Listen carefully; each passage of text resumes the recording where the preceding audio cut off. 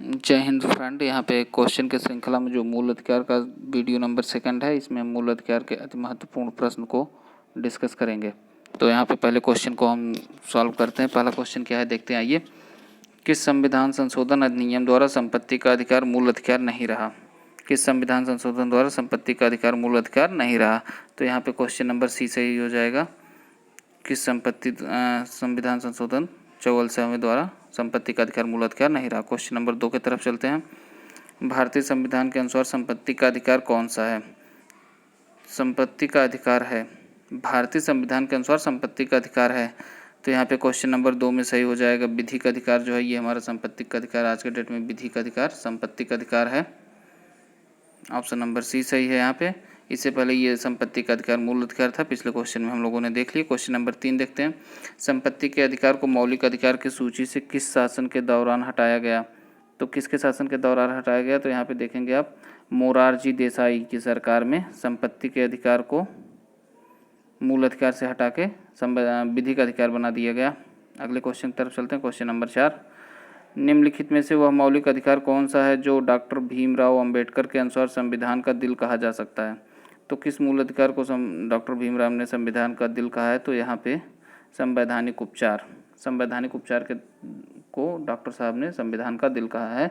संवैधानिक उपचार में होता क्या है कि 5 रिट जारी की जाती हैं। ये हाई कोर्ट और सुप्रीम कोर्ट जारी करता है। अनुच्छेद 32 के तहत सुप्रीम कोर्ट जारी कर सकता है, जबकि अनुच्छेद 226 के तहत किसी भी स्टेट के हाई कोर्ट जारी कर सकते हैं। अगले क्वेश्चन की तरफ चलते हैं। क्वेश्चन नंबर 5, मूल अधिकार भारतीय संविधान के किस भाग में है? मूल अधिकार भारतीय संविधान में किस भाग में है? तो ये क्वेश्चन कई बार सॉल्व कर चुके हैं। बी, ऑप्शन नंबर बी सही है।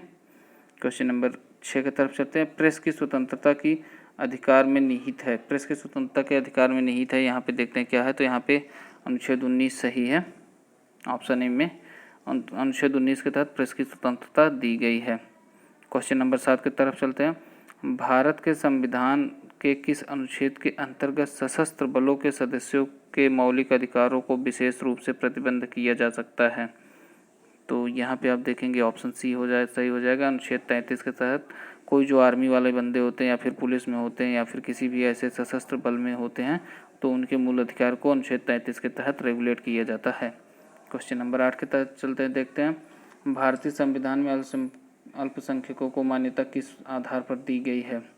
तो भारतीय संविधान में अल्पसंख्यक जाति के आधार पर बनाए गए हैं। जाति के आधार पर बताया गया कौन अल्पसंख्यक है और कौन अल्पसंख्यक नहीं है।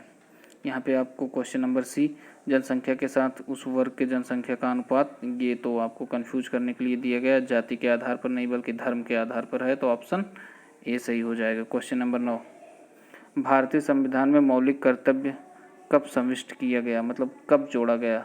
मौलिक कर्तव्य कब जोड़ा गया? तो यहाँ पे ऑप्शन नंबर डी सही हो जाएगा। 1976 में भारतीय संविधान में मौलिक कर्तव्य जोड़े गए।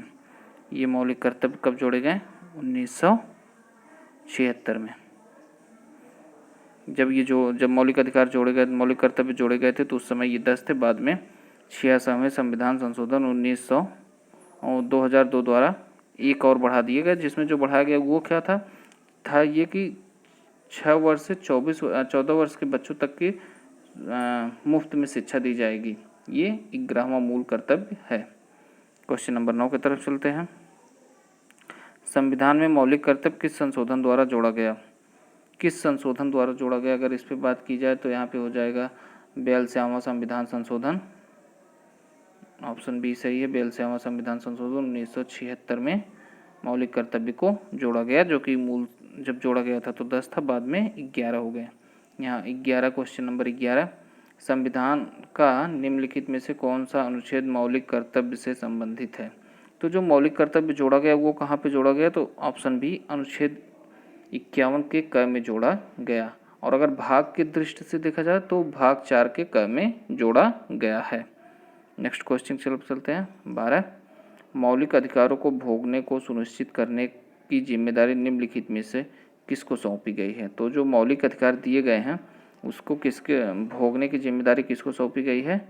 तो सुप्रीम कोर्ट और हाई कोर्ट दोनों को सौंपी गई, जैसा कि अभी हमने पीछे बताया। सुप्रीम कोर्ट अनुच्छेद 32 के तहत, हाई कोर्ट अनुच्छेद 226 के तहत। तो यहाँ पे ऑप्शन डी सही हो जाएगा। ऑप्शन ए उच्च न्यायालय और उच्चतम न्यायालय दोनों। क्वेश्चन नंबर 13, मौलिक अधिकार निलंबित किया जा सकता है। तो मौलिक अधिकार कब निलंबित किया जा सकता है, यह महत्वपूर्ण क्वेश्चन है।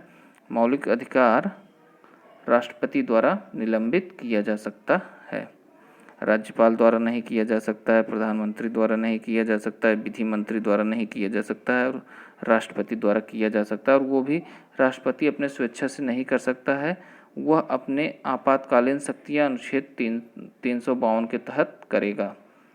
चलते हैं क्वेश्चन नंबर 14 की तरफ, देखते हैं क्वेश्चन नंबर 14 में क्या है। भारतीय नागरिकों के मौलिक अधिकार। भारतीय नागरिकों के मौलिक अधिकार को निलंबित किया जा सकता है राष्ट्रपति के आपातकाल के दौरान राष्ट्रपति भारतीयों के मौलिक अधिकारों को निरस्त कर सकता है। क्वेश्चन नंबर 15, मौलिक अधिकार पर यथोचित प्रतिबंध कौन लगा सकता है। तो यहाँ पे राष्ट्रपति ऑप्शन में ही नहीं है, तो आप समझिएगा कि क्वेश्चन नंबर 15 में क्या कह रहा है। मंत्रिमंडल जो है, मंत्रिमंडल के सलाह पर राष्ट्रपति मूल अधिकार को निलंबित करता है, तो मंत्रिमंडल यहाँ पे मूल अधिकार को निलंबित कर सकता है। तो आज का वीडियो यहीं समाप्त होता है। आप वीडियो को लाइक, शेयर और सब्सक्राइब करें और कोई भी त्रुटि हो तो उसे कमेंट करके अवश्य बताएं। और इसका भाग 1 आप लोग को प्लेलिस्ट में मिल जाएगा। धन्यवाद।